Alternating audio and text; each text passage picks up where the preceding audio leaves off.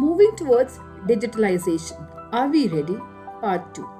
Friends, in the previous episode, we discussed about technology. We discussed about what is the difference between the digitization and digitalization. In this episode, we will be explaining this in detail. Are there major differences between digitization and digitalization or not? What is the comparison? What is the concept? Come, let's understand the complete thing in this episode. Let me ask you one thing. Are digitization and digitalization the same thing? Do they mean the same? Give me your answer. Just think over and you tell me, are they same or are they different terms? So what do you think? Are they same or different? Just put the answer in the comment box. No, they are not same. Both digitization and digitalization have different meanings. Come, let's see how. Digitization is the automation of all the existing manual and paper-based processes. This automation is from an analog to a digital platform. As we can see in the picture, the female with so many files, the physical files. At the same time, the female with an iPad in her hand. So what does that actually mean? Let's discuss further. So digitization is the process of converting information from a physical format to a digital one.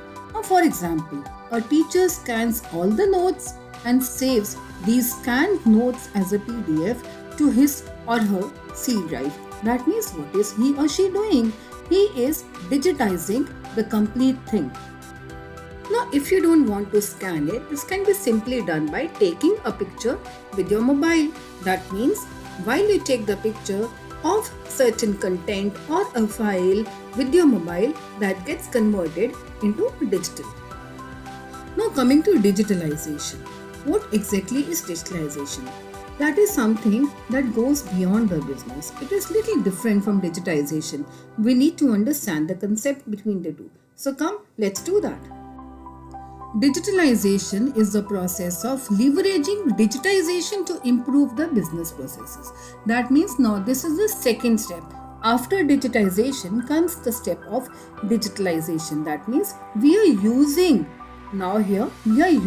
what has been already digitized. Now, how can we use what has been digitized? Now, for example, we just saw in the previous part, the teacher digitizes the notes as shown in the above slides. Fine. Now, what is the teacher doing? She is digitizing. The next step is the teacher uploads this PDF which has been created in the previous step to the cloud now so that she can access the notes anywhere and anytime. This is what we being teachers do, and this is what you must have seen your teachers are also doing. Whenever they come to teach you, they have certain set of notes with them which either they are in their mail or they are in the cloud, and they simply have to open that, or even you can have an access over to that. So what is that? That process is known as digitalization. Now let me tell you about the three pillars that support a successful digital business. As we have seen, what have we seen? That after the digitization comes a step of digitalization, that means leveraging or using digitization. Now what is important for that? What are the three pillars that support a successful digital business? The first one is market insight. That means which is combined with the modern technology as well. Let's understand what exactly this is. The second pillar is collaboration with the leadership team. Combining the insight and technology from the beginning serves to guide teams of business leaders and tech engineers to address the needs of the customer.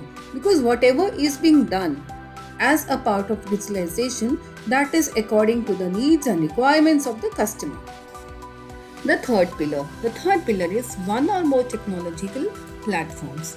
Now, from a technological angle, digital businesses include one or more software platforms which are really required, using the best technology available to suit the company's individual needs. Now, the best technology has to be in accordance with the budget as well and whatever are the requirements of the customer. So friends, now we have understood the difference between digitization and digitalization.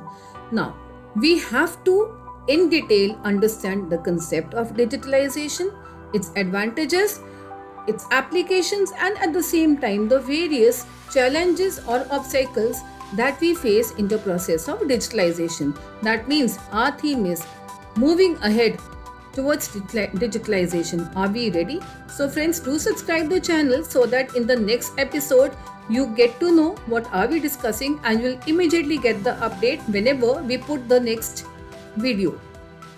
Thank you for watching. Bye for now. Be updated by subscribing the channel.